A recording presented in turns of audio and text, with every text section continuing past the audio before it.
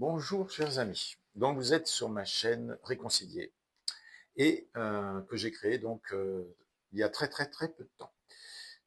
Je démarre, hein, je suis né en 1950, donc vous voyez je ne suis pas trop de cette génération habituée à tous les réseaux sociaux, mais il n'est jamais trop tard. Alors aujourd'hui je vais vous parler d'un personnage qui en fait me ressemble, ou nous ressemble. Que vous soyez croyant ou pas croyant, finalement on est tous pareils. Et l'enseignement majeur de cette histoire, de cet homme, c'est que même les gens qui croient en Dieu, eh ben finalement, souvent, ils croient, mais ils ne connaissent pas Dieu. Et ils se trompent. Et c'était mon cas. Alors, je vais vous expliquer son histoire rapidement. Nicodème, c'était un chef, alors c'est son nom, Nicodème. Vous trouvez son histoire, enfin particulièrement cette fameuse rencontre qui a bouleversé sa vie, qui a été le début d'un processus pour lui de découverte. Ça a été dans Jean, dans l'évangile de Jean, donc ça c'est le 4e évangile, hein, dans le Nouveau Testament, et vous lisez son histoire au chapitre 3. Alors, comme je ne veux pas que les messages soient trop longs dans mes vidéos, je ne lis pas les passages parce que sinon ça prend trop de temps. Mais je vous invite à les lire.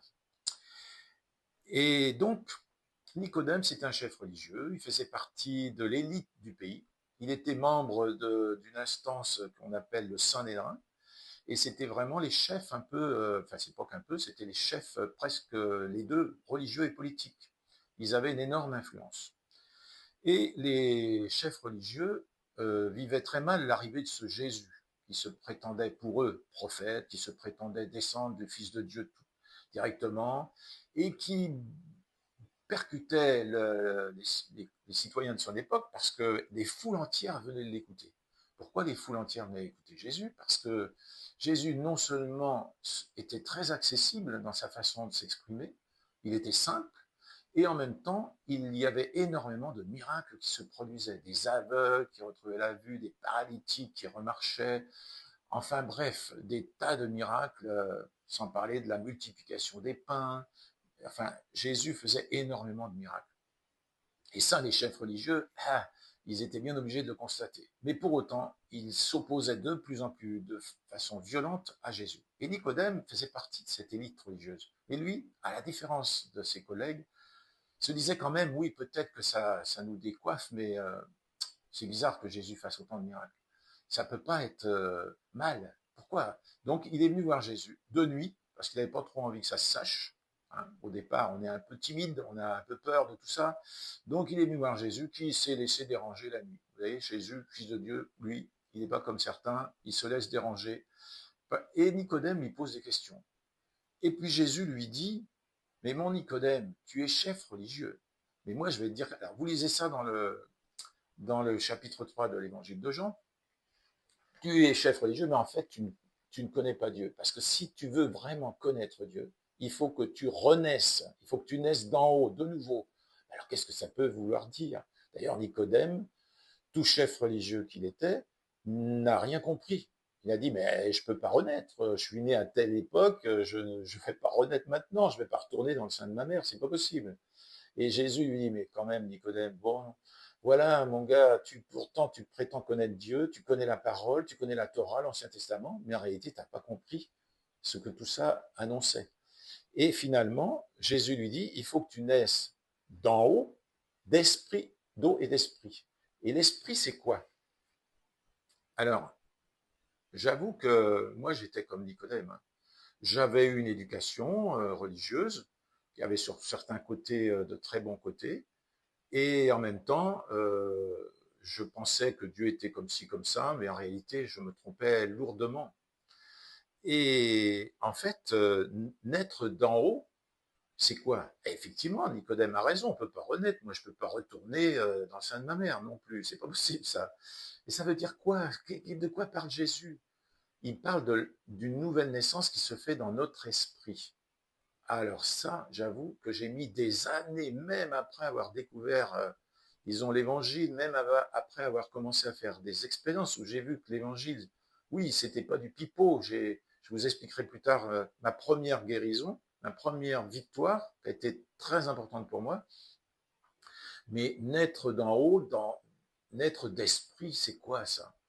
Et en fait, vous allez découvrir, en lisant les évangiles, en lisant la Bible, qu'un être humain est constitué de trois parties. On est un être en trois dimensions. Il y a trois dimensions dans notre être. Vous allez me dire, ah bon, qu'est-ce que c'est que ça? Ben moi, j'avoue que j'ai mis des années à le comprendre.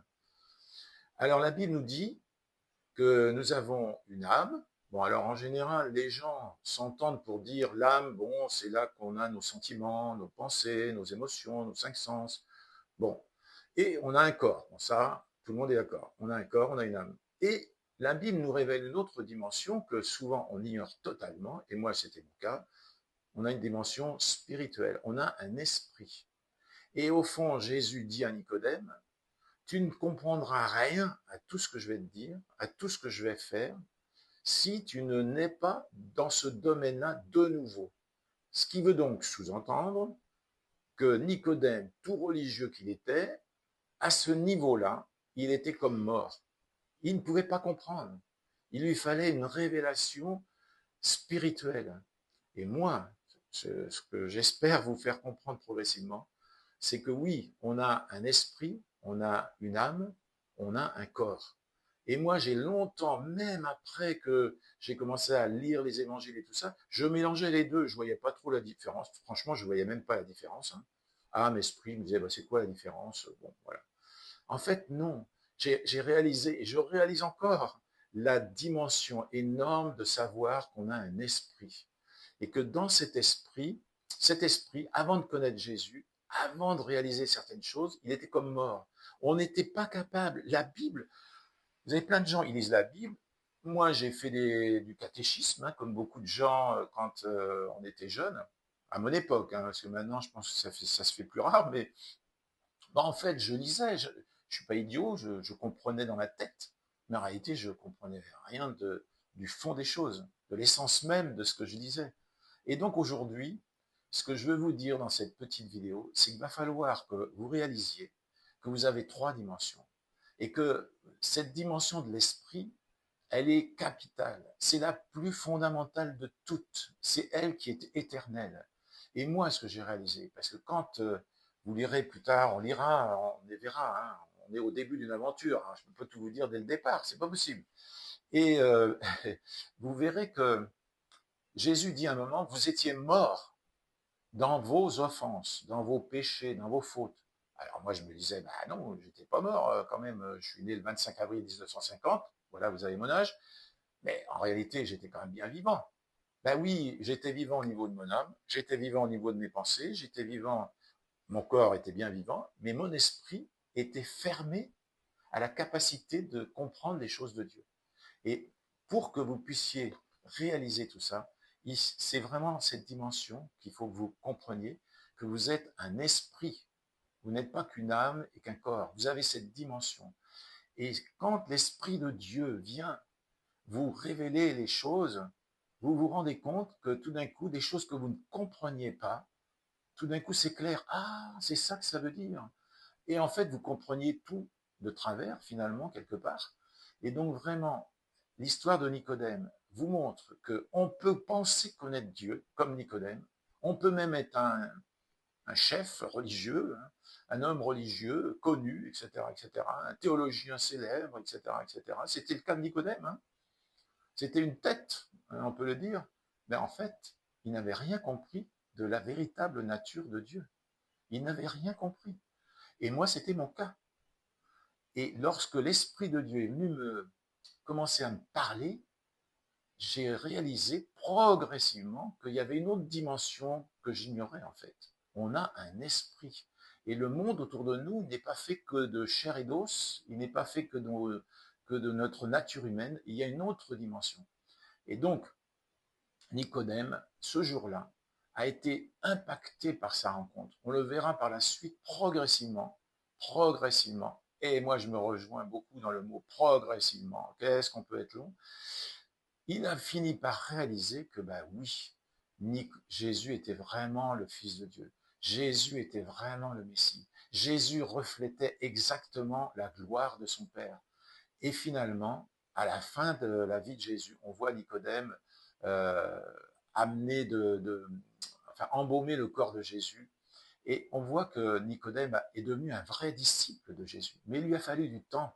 Et il lui a fallu cette rencontre, cette fameuse nuit qui l'a marqué pour toute sa vie.